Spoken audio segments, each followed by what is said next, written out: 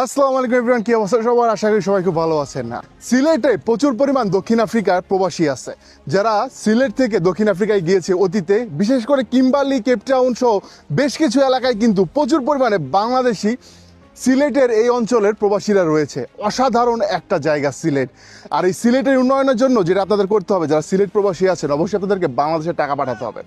বাংলাদেশে টাকা পাঠাতে হলে অবশ্যই সেটা বৈধ চ্যানেলে পাঠাইতে হবে, না হলে কিন্তু এই টাকাটা কোনো কাজে লাগতেছে না হুন্ডিতে পাঠালে।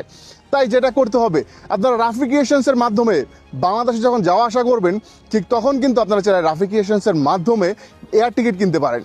এছাড়া কোম্পানি রেজিস্ট্রেশন, পাসপোর্ট অ্যাপ্লিকেশন সহ যে কোনো ধরনের মানি ট্রান্সফার কোম্পানিতে কিন্তু অ্যাকাউন্ট খুলতে পারবেন রাফি ক্রিয়েশনসের মাধ্যমে। এবং সিলেটের যে ভাইয়েরা আছেন, অসাধারণ একটা এলাকা, খুব ভালো মানুষ এখানকার। আপনারা অনায়াসেই কিন্তু সিলেটের উন্নয়নের এগিয়ে আসতে পারেন, যেহেতু আপনাদের এলাকা, আপনাদের দেশ, আপনাদের জেলা।